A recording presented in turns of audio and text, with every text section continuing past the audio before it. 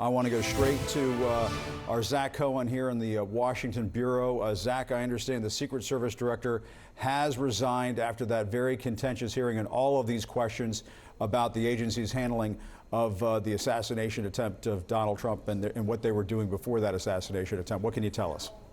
Yeah, Jim, U.S. official telling our colleague Evan Perez that Director Cheadle has tendered her resignation. Of course, that comes one day after she faced a grilling in front of House lawmakers who demanded answers about the security lapses that led to the assassination attempt of former President Donald Trump on July 13th. Of course, they were frustrated when Cheadle really refused to give any sort of detail about what their investigation so far has turned up as far as the U.S. Secret Service's role in those security lapses. Cheadle did take full responsibility for the failures that day during yesterday's hearing, calling it a colossal failure on the part of the U.S. Secret Service and on her and for her personally. Of course, taking that responsibility was not enough to keep her in the job of director. She today facing a chorus of people calling on her to resign, ultimately tendering her resignation, according to a U.S. official. And Zach, it just was starting to feel like this was inevitable. I mean, you had members of Congress from both parties. You had the chairman and the ranking member of the House Oversight Committee both calling for the Secret Service director to resign. Frankly, I'm a little shocked she didn't do it Sunday night when there was all that hoopla as to what was going to happen with the Democratic ticket. But it just felt like this was inevitable, this was coming. Yeah, that's absolutely right, Jim. And you'll remember during yesterday's hearing, one of the members, the Republican members of the committee, actually offered to give up her time during the hearing to have Director Cheadle write her resignation letter, and she politely declined. And at one point, she did say that she still believed that she was the best person for the job during that hearing. But you're right, a bipartisan letter from Congressman Jamie Raskin, a Democrat, and Republican chairman of the House Oversight Committee, James Comer, really tipping the balance here. That bipartisan call for her to step down was really, the writing was on the wall after that.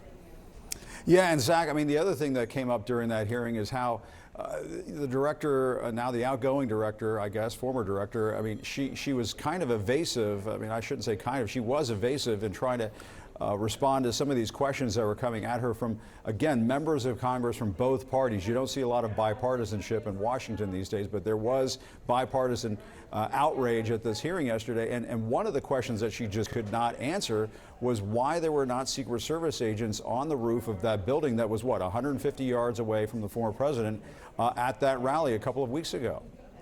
That's right, Jim. And look, Director Cheadle, or now former Director Cheadle, was supposed to also testify today before the House Homeland Security Committee that's also holding a hearing on the assassination attempt of former President Donald Trump. Those lawmakers were frustrated that she did not appear, and the question of why was how was the shooter allowed to get on that roof with a clear shot at former President Trump was one of the main things both the ranking member and the chairman of that committee asking today's witnesses. So that remains really the biggest unknown in all of this. How did this happen? How was the security so poor that this 20-year-old was allowed to get up on the roof and take a clear shot at Donald Trump? Law enforcement officials will continue to face that question even in the aftermath of Director Cheadle's resignation. Yeah, and just to recap for our viewers, if you're just tuning in right now, the Secret Service Director, Kimberly Cheadle, has tendered her resignation amid the scrutiny of security lapses related to that assassination attempt on former President Donald Trump. Zach, let me have you just stand by for just a moment. I want to get Jonathan Wackerow, our law enforcement analyst and former Secret Service agent. Jonathan, your reaction to all of this? I know there was some concern in having the director step down in between two different political conventions. I mean, that obviously, that means the Secret Service is going to have some turnover now. It's going to have a shakeup at the top of the agency heading into the DNC. But what's your reaction to all this? Jim, good morning. Yes, and that is a concern. But, you know, as an institution, the Secret Service is prepared for any type of acute leadership change. So the institution has been preparing for the DNC and the political activity that surrounds it for years now, regardless of who's at the top spot. So I don't think you'll see any direct impact on that. But in terms of the director stepping down, this is the right call. Yesterday's testimony was a disaster, to say the least, and it really undermined the credibility of the women and men of the Secret Service that are putting their lives on the line every single day.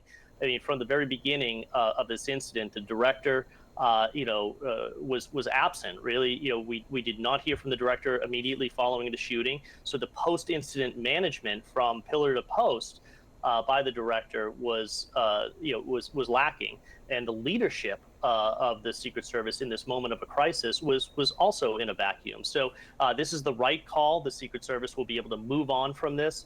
But after yesterday's testimony, there was no other option than for the director to step down. And you really nailed it, Jonathan. I mean, one of the questions that came up yesterday, and just the poor handling of those questions by the director, I think probably contributed to some of this. The fact that she could not answer why there wasn't an agent on that roof, why there wasn't law enforcement on the roof of that building that was just 140, 150 yards away from the former president. I mean, and that was at almost I believe it was the chairman, James Comer, who was asking that question.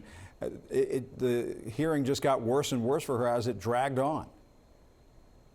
Yeah, I mean, that's exactly it. And the moment that you started hearing bipartisan agreement that calling for her resignation, the moment that's when you knew it was her time was limited. And throughout that hearing, Jim, you heard her say, "Hey, we're taking accountability. I'm taking accountability." But the actions that followed that were not there. She had no plan of how to actually take accountability. And I think that was one of the things that we heard that was frustrating lawmakers. And to your point, not being able to give at least directionally some information, right? There are multiple ongoing criminal investigations right now surrounding this assassination attempt. So the fidelity of information may not be available. But as the head of a component, the head of the Secret Service, you have to be able to stand in front of lawmakers and at least directionally give them, where does the investigation stand? Do we have line of sight on resolution? Is this an isolated incident or a systemic problem for the Secret Service? And more importantly, what is our go-forward strategy? What type of control measures and implementation are we putting forth to ensure that this never happens again? And we did not hear any of those statements yesterday. Yeah, and I mean, you're absolutely right, Jonathan. I mean, the people, I worked at the White House for almost 8 years. The people who work in the Secret Service are just phenomenal people. But there's a crisis in confidence in the agency, it seems, right now. How does the agency fix that? Are they going to have to go and find somebody from the outside to lead the agency, or do you need to find somebody who perhaps is a long-time, perhaps a high-ranking official in the agency? What do you think? Well, listen, I think that this is a moment for the Secret Service to take pause and really assess what their needs are. What do they need in today's threat environment from a leader that will move this agency that's currently a dual mission agency, both protective, investigative, investigations forward? And this could be through a new administration. But the Secret Service every single day is facing a new threat environment, and we've heard this from just this assassination attempt. We have adversaries, whether they're 20-year-old individuals or foreign proxy groups that are targeting our protectees, putting forth new technology such as drone technology in terms of the way that they are looking to attack us. We have to be at the forefront of combating those attempts, whether it's technology, manpower. We have to put forth a greater intelligence capability to understand the threats that we're facing every single day. That new leader of the Secret Service has to be aware of all of that, and they have to be able to lead an agency in this new threat, through this new threat environment.